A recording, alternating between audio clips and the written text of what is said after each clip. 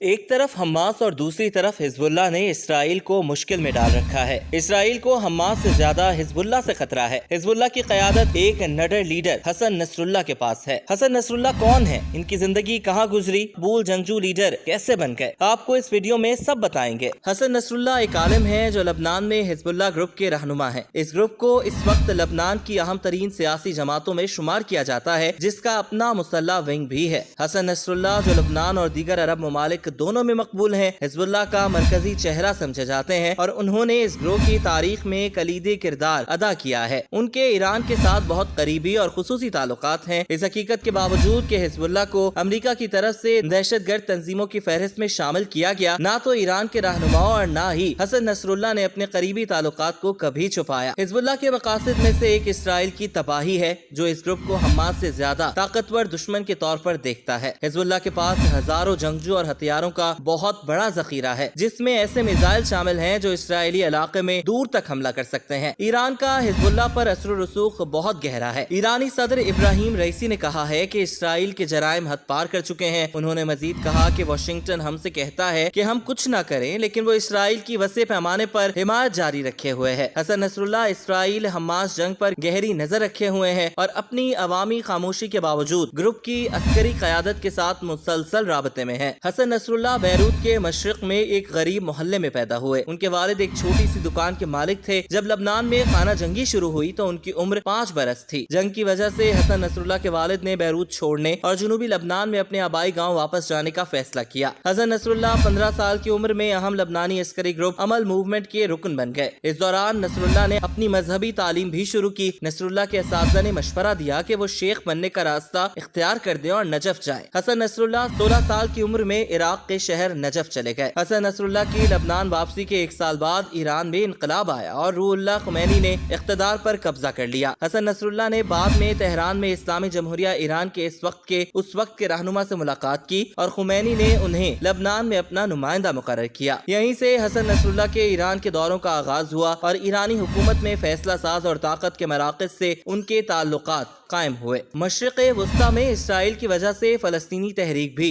انقلابی ایران کی خارجہ پالیسی کی اہم ترین ترجیحات میں شامل تھی۔ اس عرصے کے دوران خانہ جنگی میں گھرا لبنان فلسطینی جنگجوؤں کے لیے ایک اہم اڈا بن گیا تھا اور قدرتی طور پر بیروت کے علاوہ جنوبی لبنان میں بھی ان کی مضبوط موجودگی تھی۔ لبنان میں بڑھتے ہوئے عدم استحکام کے بیچ اسرائیل نے لبنان پر حملہ کر دیا اور اس ملک کے اہم حصوں پر تیزی سے قبضہ کر لیا۔ اسرائیل نے دعویٰ کیا کہ اس نے فلسطینی حملوں کا مقابلہ کرنے کے لیے لبنان پر حملہ کیا۔ اسرائیل کے حملے کے فوراً بعد ہی ایران میں پاسداران انقلاب اسلامی کے فوجی کمانڈروں نے لبنان میں ایران سے وابستہ عسکری گروپ قائم کرنے کا فیصلہ کیا۔ یہ تحریک حزب اللہ تھی اور حسن نصر اللہ اور عباس موسوی ان لوگوں میں شامل تھے، جنہوں نے عمل تحریک کے کچھ دیگر ارکان کے ساتھ اس نئے قائم ہونے والے گروپ میں شمولیت اختیار کی۔ اس گروہ نے بہت جلد لبنان میں امریکی افواج کے خلاف مسلح کارروائیاں کر کے خطے کی سیاست میں اپنا نام قائم کیا۔ جب حسن نصر اللہ نے حزب اللہ میں شمولیت اختیار کی تو ان کی عمر صرف 22 برس تھی اور وہ نو آموز سمجھے جاتے تھے۔ حسن نصر اللہ کے ایران سے تعلقات دن بدن